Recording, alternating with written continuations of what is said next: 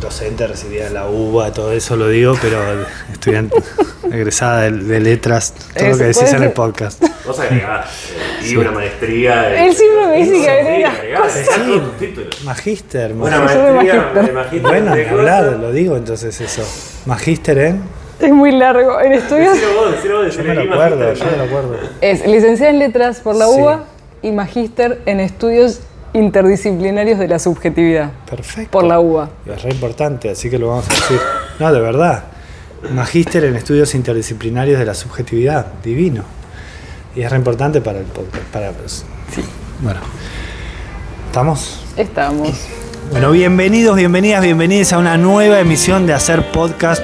Este podcast donde hablamos con realizadores y realizadoras de este formato tan difícil de definir, que nos muestran sus diferentes formas de verlo, sus diferentes formas de abordarlo y sus diferentes formas de tratarlo. Hoy estamos de vuelta en el ISER, en un nuevo lugar de la biblioteca, y vamos a hablar con una realizadora. Ella es licenciada en letras, es también magíster en, bueno, vos lo vas a decir mejor, pero... Estudios interdisciplinarios de la subjetividad. Es un poco largo. Perfecto, estudios interdisciplinarios de la subjetividad. Ambos títulos de la UBA, un lujo de persona para que hable en los podcasts de libros, y justamente su podcast Laboratorio de Lectura habla de lecturas, habla de libros, habla de la relación con ese objeto que contiene textos, que contiene historias, que contiene vida, y lo hace de una manera muy hermosa en su podcast. Por eso vamos a hablar con ella. Ella es Soledad Arienza, bienvenida. Bueno, muchísimas gracias, Vin. Estoy muy feliz de estar acá en el ISER, así que muchas gracias por la invitación. No, gracias a vos, y gracias también por ese podcast que de verdad que acerca a mucha gente, autores, autoras, a la lectura. Pero bueno, vamos a preguntarte paso a paso cómo se fue dando. Vos bien decís en tu podcast que tu podcast no es una clase, pero vos sos docente y tus alumnos, por lo que se ve en los comentarios, reciben muy bien tus podcasts. ¿Cómo surgió la necesidad de hacerlo, de volcar ese amor por la lectura y por los libros a una pieza comunicacional como el podcast? En realidad empezó porque a mí me pasa que siento que muchas veces los mundos que habito en relación con la literatura están un poco escindidos. Está por un lado la docencia, por otro lado la investigación, y por otro lado parece que está la vida como si no tuviera nada que ver con esas dos cosas. Entonces lo que pasa en el aula, lo que pasa en la academia, que es muy críptico a veces de bajar, y a mí me gustan esos dos mundos, pero siempre sentí como que faltaba la pata más de la comunicación y de todo lo que se hace ahí, que queda muy encriptado. Y bueno, yo además soy muy oyente de podcast, y entonces empecé a pensar, bueno, puede ser como una linda manera de justamente que salgan esas experiencias y esas lecturas y que trasciendan. Yo ya venía dando talleres de lectura, que son otro espacio distinto, que también acerca mucho, pero bueno, me mandé con el podcast y siento que un poco funciona para hacer esa triangulación. Genial, está bueno ese espacio intermedio entre enseñar, hacer y escribir. Y bueno, hablando un poquito de eso, de los podcasts de libros que están tan en auge, te cuento que la llamamos a Dua Lipa, pero bueno, no contestó. Pero ¿por qué crees que se despertó este amor por los podcasts de lectura? Que me parece muy interesante, porque si bien estamos viviendo un tiempo donde de verdad se lee cada vez menos y lo notamos, acá en el ISER, la carrera de guión, por ejemplo, el ingreso, tuvieron que eliminar algunos textos porque realmente la gente no los leía y se asustaba para venir a rendir el examen. Pero ¿por qué crees que esa paradoja se da a la vez que hay cada vez más podcasts de libros, y que por suerte eso me parece que está un poco sosteniendo ese amor por la lectura, ¿no? Sí, yo creo que de alguna manera el formato, justamente que sea algo por audio, puede acercar a gente que está inhibida con la lectura. O sea, por lo que pasa ahora, de que se lee menos, de que todo llega más en formato audiovisual, quizás es un puente que después hace que alguien que estaba lejos, o que se había alejado, o que nunca tuvo el estímulo, pueda llegar a otros textos. Yo igual me gustaría que no reemplazara, ¿no? Como que fuera como ese puente hacia, porque bueno, están los audiolibros y después gente que quizás reseña textos o habla de libros, Pero bueno, me parece que quizás eso es un formato que puede resultar atractivo en esta época y en ese sentido sí, funciona y lo celebro que exista, ¿no? Me parece que quizás puede ser por ahí. Está bueno y bueno, ver que eso prende, porque bueno, ahora vamos a hablar en particular de tu podcast, que muestra un amor enorme por el objeto libro, que es algo que te acompañó toda tu vida desde chica. ¿Cómo fue un poco esa relación con los libros? En realidad, en mi casa per se, de mis padres no son grandes lectores, vienen del mundo de la medicina y de la ciencia de la salud, entonces no era desde ahí. Pero bueno, hay una figura que es mi tía abuela, con la que sí tuve mucha relación, que era profesora de literatura, y claramente, bueno, fue mi maestra de vida, ¿no? Y ahí empezó como una relación, también obviamente habilitada por mis padres con los libros, pero bueno, a partir de ella. Y sí, desde el objeto hasta sobre todo con ella era más el contar historias. Nosotros nos disfrazábamos, imaginábamos, actuábamos. Había una cosa también de mucho disfrute y muy lúdica en relación con la literatura. Y también de mucho rigor, porque ella me enseñó a estudiar, o sea, ella me preparaba para los exámenes, armaba los temas. Yo estaba en primaria y me hacía estudiar y cuando hacía mala letra me retaba y me decía esto copialo de nuevo. Entonces era como esa combinación del método y del disfrute, que está muy en mi personalidad las dos cosas, y bueno, y que marcó muchísimo, muchísimo eso. Y después ya, bueno, lo seguí yo ese camino, ¿no? Bueno, qué lindo eso. ¿Cómo se llamaba? Nelly, pero le decíamos Tita. Tita. ¿Y te llevó a ver recibida, magíster? Me llevó a ver inscripta al CBC. Así que fue como, y ahí murió. Cuando yo tenía 18, pero yo le llegué a decir, me inscribí en el CBC. Así que fue como que ahí se cerró el ciclo y estuvo bien.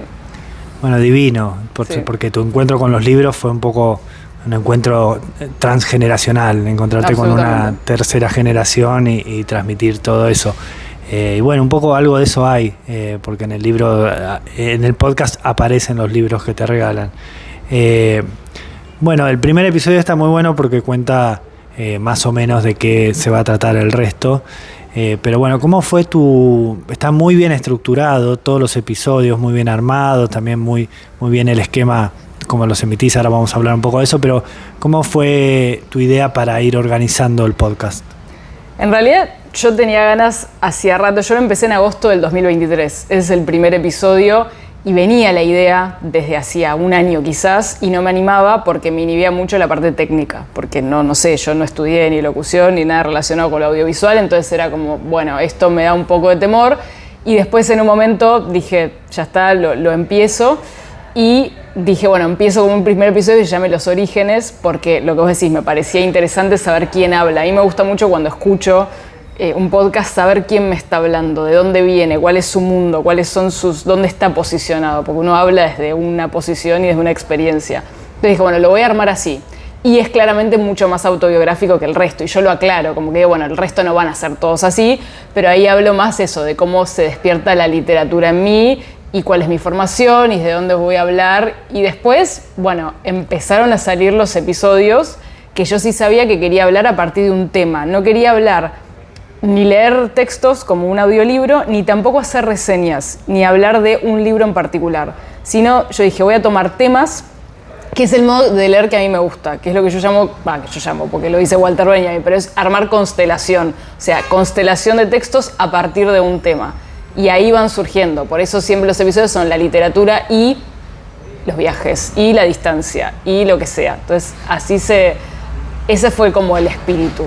Hay algunas excepciones, hay por ejemplo uno dedicado a María Elena Walsh, porque particularmente quise hacer uno de ella una vez, o uno más circunstancial de la UBA, porque era cuando fue la marcha universitaria en el 2023, ¿no? Bueno, 24. Sí, en el 24 fue la primera, la grande. Sí. Y bueno, dije, no, le tengo que hacer un homenaje y un episodio sobre letras en la UBA, y fue como muy puntual de la coyuntura. Pero si no es eso, un tema y gravitan cosas, textos a partir de ese tema.